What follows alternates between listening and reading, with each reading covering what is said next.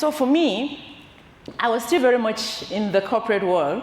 And one day, my boss called me in for what I thought was a meeting for me to bring him up to speed with what has been happening.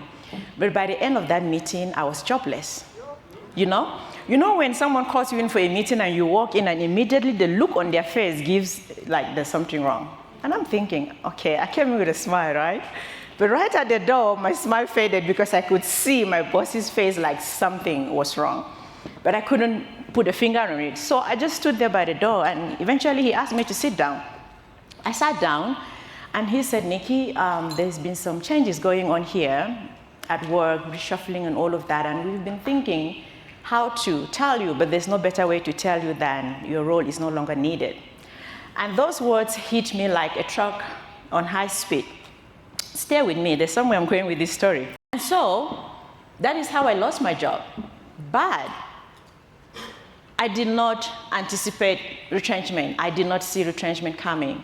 So for me, I knew I'd signed a permanent contract of employment. I thought I would work, for as long as I could with that particular organization. And my boss used to tell me plans like 5 years ahead of time of what we'll do this, we'll grow the business this way, this was what's going to happen. And one day, it all came crashing.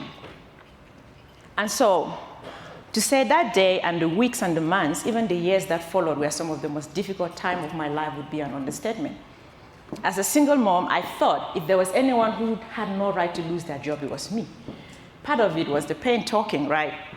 In fact, I had a few people in my mind where I'm like, you've been here 10 years, you've been here 5 years, I'm just coming in now, why me? Like I had a couple of people in mind I thought deserved being retrenched, not me, But as time went on, this pain and frustration translated at some point into some sort of curiosity where I started asking the questions.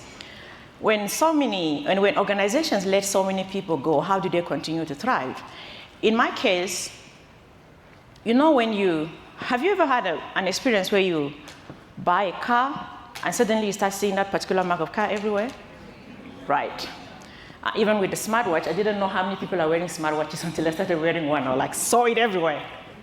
But in my case, because I had been retrenched, I started hearing news about retrenchment all the time. On the news, I would hear about it on the radio, I would hear about it, things that never stood out to me before. And because I was hearing a lot about this news, I started asking the question, so how do organizations continue to thrive when they let go so many people? In fact, I wanted to know how my boss was coping without me. So I went on Google, how do organizations continue to thrive when they let go so many people? And I typed that question. Thank God for Google. That question led me to the belly of the internet, and I started seeing things I didn't anticipate, right? For the first time, I came across concepts like automation, robotics, artificial intelligence. A lot of people know me today as the AI girl.